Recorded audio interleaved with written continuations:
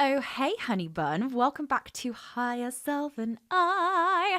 I hope you're well. I hope you're good. Very excited for you to be here today. We are looking at 3 reasons why you are overcomplicating things in your business. I know. We love to overcomplicate things as humans, don't we? All we want to do is to have things come easy to us and things to be like a drop in the ocean, just so easy. And yet we love to overcomplicate everything. We love to overcomplicate our thoughts. We love to overcomplicate our strategy. We love to overcomplicate how we do everything. And that's what we're going to have a look at today. Now, I see overcomplication coming from a couple of places, and this is what I'm going to speak through today, the 3 reasons. But first of all, I actually wanted to start with why I see overcomplication. And a lot of the times that I do is because you are falling into someone's strategy, someone's way of doing things, someone's personality, someone's CEO archetype who has done something in a successful way, and you believe that that is the way that it needs to be done. You believe that that is the way that you need to show up, and you believe that that is the way that you can be successful. And actually, because you are trying to guess and be and force yourself into a strategy that doesn't suit you or your personality or your CEO archetype, you start to feel misaligned. So it starts to feel overcomplicated. You start to feel resistance, and then you go around in this circle, and then you choose someone else to watch, or you choose someone else to invest in, and you're in this constant loop of actually making it a lot difficult for yourself. And I don't want you to do that anymore. So I'm going to use one of my clients as an example. So my client was having the most amount of success that I have ever seen her have in business so far since we've been working together. And the reason why she stepped fully into this success is because she was operating from herself. She was operating from how she wanted to show up, how she wanted to do things, how she wanted to sell things, how she wanted to launch things. And actually, there was a bit of fire, there was a bit of spiciness about her, and the way she was showing up was so freaking powerful. And it was working. It was really freaking working. And actually what happened is it was working so much, and clients were coming in, and she was signing more clients and more clients, that she got to a point where she was like, oh, wow, okay, well, I need to add something else now then. There's got to be something else that I need to add, because this is far too freaking easy. Me being me and showing up and standing in my power, hell no, it can't be this simple. I must make it complicated. So what started to happen is actually she joined a program and still had me as a one-to-one coach as well, but she joined a program and started to listen to this very successful coach in this program and started to implement all of the strategies that this successful coach was telling her. Great, fine. However, what it started to do is it started to veer her off to start showing up in her business like this said successful coach was doing. So I saw a change in the way she was writing content. I saw a change in the way she was making her content graphics wise. And she was really slowly falling into becoming basically a replica of her. Now, she's fine with me saying this. We've spoke about it a lot, and she's very, very aware that this happened and we now are not in this anymore. But this is what I see happening time and time again. I do not want 100 mini Rebecca Haydens. I do not want you to do your stories the way I do them. I don't want you to show up the way I show up. I want you to stand in your own CEO archetype. I want you to stand in your own power. And I want you to go, hey, like this is a freaking good strategy that Becky is teaching me. And now I'm going to make that work for me. Because I'm not here to hold your hand and to give you a step-by-step guide of how to do it.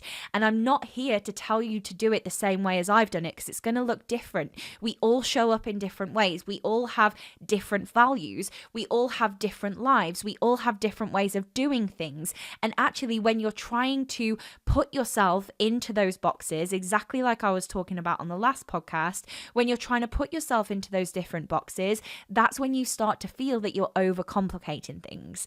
So we were on a very good run, and when she started to kind of push herself, and again, this was very subconscious, very, very subconscious. She started to follow the coach, great. Started to follow her strategy, great. The strategy's great. But she was starting to kind of morph herself into that coach. And she was just feeling so unaligned, so overwhelmed, so overcomplicated. She was tired, she was getting burnt out, and we had a conversation where she was like, my business cannot run like this. And I said, well, I know, because the person that you are trying to take the strategy from doesn't have your life. Your life looks very different to hers in the way of time, in the way of how much time she has to put in the business, in lots of different ways. It doesn't look the same. And this is why it's feeling overcomplicated. So if right now business is feeling overcomplicated for you, we're going to go through a couple of reasons why that might be the case. And again, this is not here to absolutely rip you apart. Okay, this is here to bring some awareness into why it could be feeling so unaligned right now. And that's what I want for you, because I want you to start operating your business from a place that feels good for you.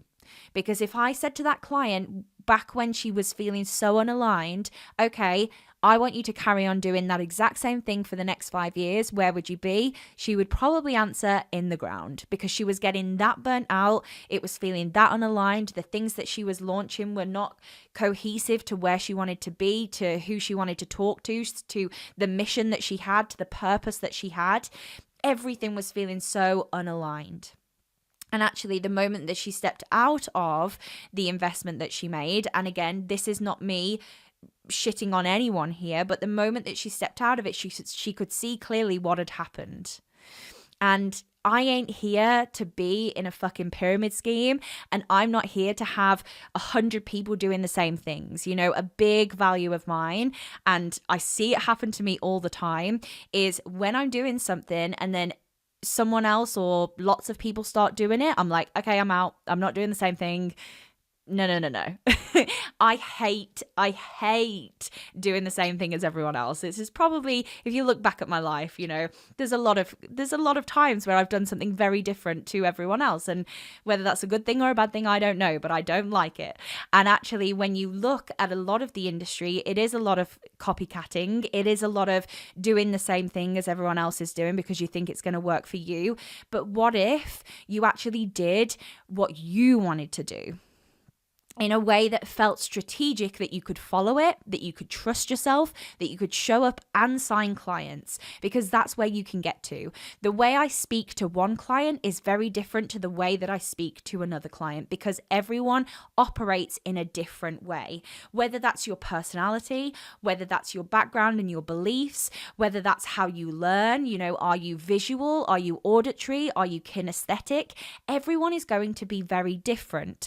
And actually, if you're trying to push yourself into a strategy from a coach that's teaching it from a visual point of view, but you're actually auditory, you ain't going to that's not going to resonate with you at all. So let's get back to simplistic strategies, and not only simplistic strategies that work for you as a human, as your CEO archetype. So the first thing that I see when you start to overcomplicate things in your business is that you don't fully trust yourself. And this is because you are so consumed about looking outside of yourself for the answers that you stop actually listening to what you want to do. You stop listening to how you want it to feel. And that's why I call my one-to-one package mentorship, because I work alongside my clients for them to find what works for them. Now, some clients, it might look exactly the same as me because they might have the exact same personality and show up exactly the same way. Great. But for other clients, it might not look similar at all, and that's okay. And being able to, I'm able to, I've done this for a very long time now, like I'm able to mold myself into different ways, into different coaching aspects, into different ways I deliver things to my clients so they can fully understand from the CEO profile that they come from. So when you are overcomplicating and that lack of trust is coming in, that's when you can see yourself over-consuming, over-learning, constantly listening to podcasts, thinking that the books are going to give you the answers, coach hopping. You literally finish one investment, you're straight into another. You don't ever give yourself a chance to do it your fucking self. Like, that's when you are letting go of the trust. You're going, okay, that's fine. I've still got something missing. And so many people ask me, oh, who's your coach at the moment? Or like, who have you been coaching with? I actually went for a very, very long time without a coach. In fact, I did a mastermind that finished in August of 2022. And I didn't work with a coach again until January. And the coach that I worked with in January was a 3-month stint because I just needed some focus and I knew exactly what I was hiring her for. Now, this isn't me saying that you shouldn't invest. You know how important it is too. If you're coming from a place of, this is why I'm investing, this is the growth I need, and this is what I want to get from this coach. But actually, I find a lot of people are coach hopping and they're not building the trust at all. You're not going, okay, what would I want to do? How do I feel I need to show up for myself right now? Because I don't tap on my fucking clients' doors every morning and go, come on then, it's time to wake up. Have you done your stories today? Have you planned your content out today? Like, I'm not here for that. I'm not here to hold your hand. I'm here to empower you to step into the next level and to hold the safety in that next level. So if you keep pushing yourself out of the mistrust, then how are you ever going to go alone? And a lot of the time, you're constantly investing in other coaches and you're not actually investing in the business. That money that you're spending on your coach could be going on a team member to help you grow, or to support you in a different way, or to support your systems, or to support whatever that looks like. Really doing myself a disservice here about telling you not to invest. But what I mean by it is it's coming from a place of, ooh, I need that person to save me. That coach knows what she's on about, so I'm going to hire her and it is going to be amazing and she's going to make this work for me. No, you are going to make this work for you because you trust yourself.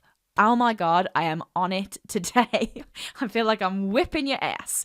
So really start to have a look at, where are you looking external? And for those who have coaches right now, if you're listening to this and you're either my client or you're in a different container, the reason why I love the clients that I attract is because they come to me with solution-based problems. That's how I want you to show up for your coach or your mentor. I want you to go, oh, okay, this is a sticky bit in my business right now. What do I think I would do? What do I think I would do right now?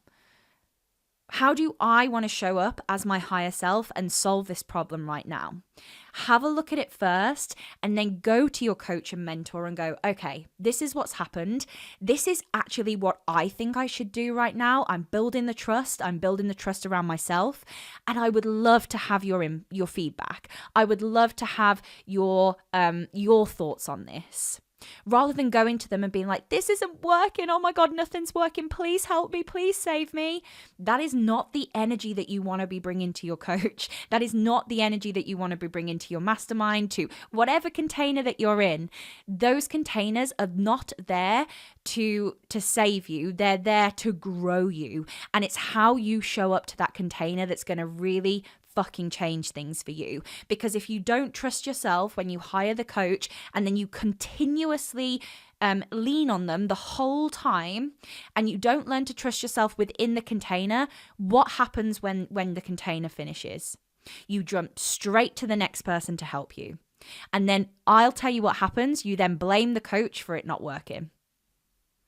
Because actually you haven't had the time to understand what you want to do yourself, how you want to trust yourself. And if this is triggering you in any way, that is okay, because I was there too. I was thinking that every freaking coach that I worked with was going to save me, and I would get to the end of every single container and I'd be like, well, it's their fault. That's what they promised me and it didn't fucking happen. Must be their fault. But what if actually it was that I wasn't trusting myself enough, that I wasn't stepping into that enough, and that I wasn't actually operating from somewhere that would really resonate with myself? So really look into that trust. Where are you lacking trust in your business and where is it coming from? I want you to work on that first. The second thing I see with overcomplication is that you're comparing your business to others that you see on social media. Every single time that they every single time that coach that you follow incessantly, I don't even think that's the word, but every single time you see that coach have a win, it maybe triggers you, or you kind of start to second guess yourself, and there's so much noise, and you're trying this, and I'll screenshot their story, and then I'll write it this way, and then no, I'll do it this way. That is constantly coming from an external point of view. And this is why I push my clients so far out of their comfort zone, because I want them to think for themselves. I want it to come from them. I said it on the last podcast. If my client asks me a question about their business, I ask the exact same question back. I want them to answer it because it's their fucking business.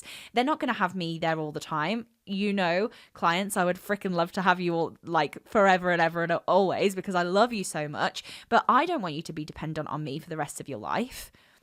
Yes, we can be friends, but I don't want you to be dependent on you growing your business or you working on your mindset for the rest of your life.